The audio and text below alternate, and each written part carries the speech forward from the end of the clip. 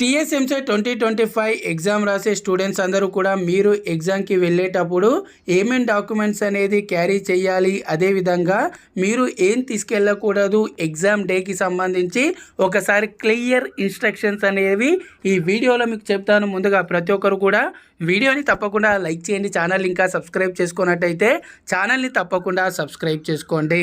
So friends, ముందుగా ఎగ్జామ్కి 1 day before మీరు రిలాక్స్గా ఏదైతే డాక్యుమెంట్స్ ముందుగా చూసుకున్నట్టయితే మీ అందరికీ తెలిసిందే హాల్ టికెట్ అనేది డౌన్లోడ్ చేసుకొని ప్రింట్ అయితే తీసుకెళ్లాల్సి ఉంటుంది. ఇక్కడ హాల్ టికెట్ అనేది చాలామందికి డౌట్ ఏంటంటే కలర్ ప్రింట్ తీసుకోవాలా ఖచ్చితంగా, లేకపోతే బ్లాక్ అండ్ వైట్ ఉన్నా సరిపోతుందా అనేది. సో బ్లాక్ అండ్ వైట్ ఉన్నా సరిపోతుంది, కలర్ ప్రింట్ అవసరం అయితే లేదు. కానీ ప్రతి ఒక్కరికి కూడా నేను చెప్పేది ఏంటంటే మీరు ఈ హాల్ టికెట్ అనేది డౌన్లోడ్ చేసుకున్నా సరే ఇప్పటి వరకు మీ డీటెయిల్స్ అనేది వెరిఫై చేసుకున్నట్టయితే ఒకసారి మీ డీటెయిల్స్ అనేవి కరెక్ట్గా ఉన్నాయా లేదా, ఏవైనా స్పెల్లింగ్ మిస్టేక్స్ అనేవి ఉన్నాయా అనేది వెరిఫై చేసుకోండి. కరెక్ట్గా ఉన్నట్టయితే ఓకే, ఏవైనా మిస్టేక్స్ అనేవి ఉన్నట్టయితే మీరు కన్వీనర్కి మెయిల్ చేసి ఆ డీటెయిల్స్ అనేది ముందుగానే కరెక్షన్ అయితే చేసుకోండి. ఆ తర్వాత ఇప్పుడు హాల్ టికెట్ చూసుకున్నట్టయితే చాలామందికి ఏదైతే మనకు రూట్ మ్యాప్కి సంబంధించి, అదేవిధంగా ఇన్స్ట్రక్షన్స్కి సంబంధించి అన్ని పేజీలు కూడా మనము ప్రింట్ అనేది తీసుకోవాలంటే అలా ఏం లేదు. మెయిన్గా ఏదైతే ఉంటుందో మన డీటెయిల్స్కి సంబంధించి అది ఉంటే సరిపోతుంది. రూట్ మ్యాప్కి సంబంధించి అవసరమైతే లేదు. హాల్ టికెట్ అనేది ఇక్కడ నేను చెప్పేది ఏంటంటే మీకు ఒక 3-4 కాపీస్ అనేది ప్రింట్ అయితే తీసుకోండి. ఎగ్జామ్కి ఒకటే సరిపోతుంది. కానీ ఇప్పుడు ఎగ్జామ్ నుండి తర్వాత మీరు కాలేజ్కి వెళ్ళి జాయిన్ అయినంత వరకు కూడా మనకు నెక్స్ట్ ప్రాసెస్లో కూడా హాల్ టికెట్ అనేది అవసరం ఉంటుంది. కాబట్టి 3-4 కాపీస్ అయితే తీసుకోండి. అందులో మీరు 2 కాపీస్ అనేది ఎగ్జామ్కి తీసుకెళ్ళండి. 2 కాపీస్ అనేది మీ దగ్గర ఉంచుకోండి. ఫర్దర్గా మీకు యూజ్ అయితే అవ్వడం అయితే జరుగుతుంది. ఆ తర్వాత హాల్ టికెట్తో పాటు మనం ఇంకా ఖచ్చితంగా క్యారీ చేయాల్సిన ఇంకో డాక్యుమెంట్ వచ్చేసి ఏదైతే మనం ఆన్లైన్ అప్లికేషన్ అనేది ఫిల్ చేసామో అది కూడా తీసుకెళ్లాల్సి ఉంటుంది. ఆన్లైన్ అప్లికేషన్ వచ్చేసి మనం తీసుకెళ్లేటప్పుడు ఇక్కడ ఇంకోటి చెప్పడం మర్చిపోయాను, హాల్ టికెట్లో మనము సైన్ అయితే చేయాల్సి ఉంటుంది. సైన్ వచ్చేసి మనము ఎగ్జామ్ హాల్లోనే ఇన్విజిలేటర్ సమక్షంలోనే హాల్ టికెట్లు ఏదైతే మనకు సైన్కి సంబంధించి మనకు బ్లాక్ అయితే ఉంటుందో మీరు ఎగ్జామ్ హాల్లోనే చేయాల్సి ఉంటుంది. అదేవిధంగా ఇప్పుడు ఏదైతే నేను ఆన్లైన్ అప్లికేషన్ అనేది చెప్పానో అది ప్రింట్ తీసుకున్న తర్వాత మీకు కింద లాస్ట్లో మీకు అక్కడ 3 బాక్సెస్ అయితే ఉంటాయి. ఒకసారి దానికి సంబంధించి ఇమేజ్ అనేది చూస్తాను చూడండి. ఈ విధంగా మీకు 3 బాక్సెస్ అయితే ఉంటాయి. ఇందులో ఫస్ట్ వచ్చేసి మీరు ఇక్కడ ఒక ఫోటో అనేది పెట్టాల్సి ఉంటుంది. ఫస్ట్ బాక్స్లో ఫోటో అనేది పెట్టండి. అంటే ఖచ్చితంగా ఎంసెట్లో ఉన్న ఫోటోనే పెట్టాలంటే అలా ఏం లేదు. ఆ తర్వాత సెకండ్ బాక్స్ వచ్చేసి ఇక్కడ సిగ్నేచర్ అయితే చేయాల్సి ఉంటుంది. సిగ్నేచర్ వచ్చేసి సేమ్ మీరు ఎగ్జామ్ హాల్లోకి వెళ్ళిన తర్వాత ఇన్విజిలేటర్ సమక్షంలో ఇక్కడ సిగ్నేచర్ అయితే చేయాల్సి ఉంటుంది. ఆ తర్వాత థర్డ్ బాక్స్ వచ్చేసి మీ లెఫ్ట్ హ్యాండ్ థంబ్ ఇంప్రెషన్ అయితే ఇవ్వాల్సి ఉంటుంది. ఇది మీరు ఎగ్జామ్కి 1 డే బిఫోరే చేసుకోండి. ఎందుకంటే మీరు థంబ్ ఇంప్రెషన్ ఇచ్చేటప్పుడు మీరు దాన్ని మళ్ళీ ప్రింట్ అనేది హాల్ టికెట్కో ఇంకో దానికి అంటకుండా మీరు ముందుగానే థంబ్ ఇంప్రెషన్ అనేది ఇచ్చేసి పెట్టుకోండి. ఈ విధంగా ఏదైతే అప్లికేషన్ ఫామ్ అదేవిధంగా హాల్ టికెట్ అనేది 2 కాపీస్ అయితే తీసుకెళ్ళండి. ఒకటే సరిపోతుంది కానీ ఉంచుకోండి, ఇంకోటి కూడా ఎక్స్ట్రాగా ఉంచుకోండి. ఈ విధంగా మీరు క్యారీ చేయాల్సిన మస్ట్ డాక్యుమెంట్ వచ్చేసి హాల్ టికెట్, అదేవిధంగా అప్లికేషన్. అలాగే ఎవరైతే SC ST స్టూడెంట్స్ ఉంటారో వాళ్ళు ఆన్లైన్ అప్లికేషన్ ఫామ్ అనేది ఫిలప్ చేసేటప్పుడు అక్కడ మీరు క్యాస్ట్ సర్టిఫికేట్కి సంబంధించి డీటెయిల్స్ అనేది ఇవ్వనట్టయితే ఖచ్చితంగా క్యాస్ట్ సర్టిఫికేట్ అనేది క్యారీ అయితే చేయాల్సి ఉంటుంది. ఇచ్చిన వాళ్ళు అవసరం లేదు, ఇవ్వని వాళ్ళైతే క్యారీ అయితే చేయాల్సి ఉంటుంది. అదేవిధంగా పెన్ అనేది బ్లూ ఆర్ బ్లాక్ ఏదైనా తీసుకెళ్ళొచ్చు.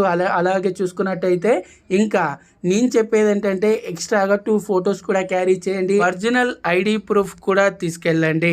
సో ఈ డాక్యుమెంట్స్ అన్నీ కూడా మీరు తీసుకెళ్ళండి. ఇప్పుడు మీరు ఏమేమి తీసుకెళ్ళకూడదంటే ముందుగా ప్రతి ఒక్కరు కూడా గుర్తుంచుకోండి, మనకి ఎగ్జామ్ హాల్లోకి ఎలాంటి క్యాలిక్యులేటర్స్ కానీ ఎలాంటి మనకు గ్యాడ్జెట్స్ కానీ వాచెస్ కానీ ఎలాంటివి కూడా అలో అయితే చేయడం అయితే జరగదు. తీసుకెళ్ళకండి.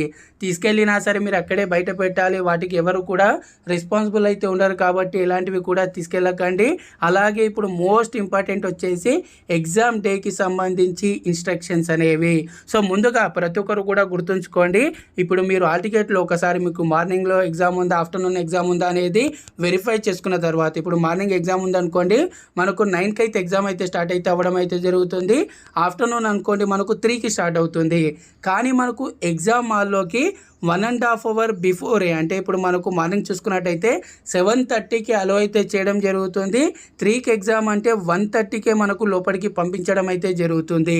ఎందుకు ఈ విధంగా అంటే మనకు చెకింగ్ ప్రాసెస్ ఉంటుంది, మన డాక్యుమెంట్స్ అనేది వెరిఫై చేస్తారు ప్రతి ఒక్క స్టూడెంట్కి సంబంధించి. కాబట్టి 1.5 బిఫోరే మనకు ఎగ్జామ్ హాల్లోకి పంపిస్తారు. కాబట్టి సో ప్రతి ఒక్క స్టూడెంట్ కూడా మీరు మీ ఎగ్జామ్ సెంటర్కి ఇప్పుడు మార్నింగ్ 9కి ఎగ్జామ్ ఉంటే 7 వరకే రీచ్ అయ్యేలా చూసుకోండి. అదేవిధంగా ఆఫ్టర్నూన్ ఎగ్జామ్ ఉన్న వాళ్ళు 1 వరకే మీరు మీ ఎగ్జామ్ సెంటర్కి రీచ్ అయ్యేలా చూసుకోండి. ఎందుకంటే కొన్ని కాలేజీలో చూసుకున్నట్టయితే మనకు గేట్ అనేది ఒక దగ్గర ఉంటుంది. అదేవిధంగా మనకి ఇప్పుడు ఎగ్జామ్ ఏ విధంగా ఉంటుందంటే ఇప్పుడు ఒక బిల్డింగ్లో ఉండదు, ఇంకో బిల్డింగ్ ఈ విధంగా మీరు హాల్ టికెట్లో చూసుకోండి. కొందరికి బిల్డింగ్ 1 అని, ఏబి అని, ఈ విధంగా బ్లాక్ 1 అని ఈ విధంగా ఇస్తారు. కాబట్టి మీరు అక్కడికి వెళ్ళి మీ డీటెయిల్స్ అనేది వెరిఫై చేసుకొని చూసుకునేసరికి టైం అయితే పడుతుంది. ఆ తర్వాత మీరు ఎగ్జామ్ హాల్లోకి వెళ్ళడానికి కూడా టైం తీసుకుంటారు. కాబట్టి 2 అవర్స్ బిఫోరే రీచ్ అయినట్టయితే మీరు ఎలాంటి టెన్షన్ పడాల్సిన అవసరం అయితే లేదు. రిలాక్స్గా ఎగ్జామ్ అయితే రాయొచ్చు. ఎందుకంటే చాలామంది స్టూడెంట్స్ ఏం చేస్తుంటారంటే లాస్ట్లో వాళ్ళు కంగారుగా వెళ్తుంటారు. ఆ తర్వాత లాస్ట్ 3 ఇయర్స్ నుండి చూస్తున్నాను కొంతమంది, అన్న మేము రాయాలనుకున్నవి కూడా అంటే మాకు వచ్చినవి కూడా మర్చిపోయామన్నా అని ఈ విధంగా చెప్తుంటారు. మీరు ఎగ్జామ్కి రిలాక్స్గా వెళ్ళాలంటే 2 అవర్సే బిఫోరే మీరు ఎగ్జామ్ సెంటర్కి రీచ్ అయ్యేలా అయితే చూసుకోండి. ఆ తర్వాత మీకు ఎగ్జామ్ హాల్లోకి అలో అయితే చేయడం జరుగుతుంది. ఎగ్జామ్ హాల్లోకి అలో చేసిన తర్వాత మీ డాక్యుమెంట్స్ అని వెరిఫై చేసి అలో చేసిన తర్వాత మీకు అక్కడ ఒక సిస్టమ్ అనేది అలొకేట్ అయితే చేయడం జరుగుతుంది. సిస్టమ్ అనేది అలొకేట్ చేసిన తర్వాత అక్కడ మీ డీటెయిల్స్ అనేవి కరెక్ట్గా ఉన్నాయా లేదా వెరిఫై చేసుకోండి. అలాగే మౌస్ అవన్నీ వర్క్ అవుతున్నాయా లేదా చూసుకోండి. మీకు ఎటువంటి డౌట్ ఉన్నా సరే అక్కడ ఎవరైతే ఇన్విజిలేటర్ ఉంటారో వాళ్ళకైతే అడగండి. ఇక్కడ గుర్తుంచుకోండి, నేను ఇంకోటి చెప్పడం మర్చిపోయాను. మనకి ఎంసెట్కి వచ్చేసరికి 1 మినిట్ రూల్ అయితే ఉంటుంది. మీరు 1 మినిట్ లేట్ వచ్చినా సరే మీకు ఎగ్జామ్ హాల్లోకి అలో అయితే చేయడం అయితే జరగదు. ఇదైతే మైండ్లో ఉంచుకోండి. ఆ తర్వాత మీకు సిస్టమ్ అనేది అలొకేట్ చేసి ఆ తర్వాత మీరు ఆన్లైన్లో ఎగ్జామ్ అయితే రాయాల్సి ఉంటుంది. సో ఎవరైనా స్టూడెంట్స్కి ఆన్లైన్లో కంప్యూటర్ బేస్డ్ టెస్ట్ ఉంటుంది కాబట్టి సిబిటి ఉంటుంది. కాబట్టి ఏ విధంగా రాయాలో తెలియనట్టయితే ఏ విధంగా రాయాలనేది డెమో వీడియో ఆల్రెడీ మన ఛానల్లో నేను చేయడం అయితే జరిగింది. చూడని వాళ్ళకు డిస్క్రిప్షన్లో లింక్ ఇస్తాను, అదేవిధంగా ఎండ్ స్క్రీన్లో లింక్ ఇస్తాను, ఆ వీడియో చూడండి. సో ఈ విధంగా మీరు ఎగ్జామ్ అనేది రాసిన తర్వాత ఇక్కడ ఇంకో డౌట్ ఏముంటుందంటే మరి మేము రఫర్ కోసము పేపర్స్ అనేది క్యారీ చేయాలనేది. రఫర్ కోసం పేపర్ అనేది క్యారీ చేయాల్సిన అవసరం అయితే లేదు. మీకు రఫర్ కోసం లోపడే పేపర్స్ అయితే ఇస్తారు. వాటిని మీరు మళ్ళీ యూజ్ చేసుకొని ఇన్విజిలేటర్కి అయితే ఇవ్వాలి. దాంతోపాటు ఏదైతే అప్లికేషన్ ఫామ్ అనేది మీరు ఇప్పుడు థంబ్ ఇంప్రెషన్ పెట్టి ఫోటో పెట్టి సిగ్నేచర్ చేస్తారో వాటిని కూడా మీరు అక్కడ ఇన్విజిలేటర్కి అయితే ఇచ్చైతే రావాలి. సో ఇది ఫ్రెండ్స్, ప్రతి ఒక్కరు కూడా ఇవన్నీ గుర్తుంచుకోండి. జాగ్రత్తగా టెన్షన్ పడకుండా ఎగ్జామ్ అయితే రాయండి. స్టూడెంట్స్ అందరికీ కూడా all the best. Thanks for watching. జై హింద్.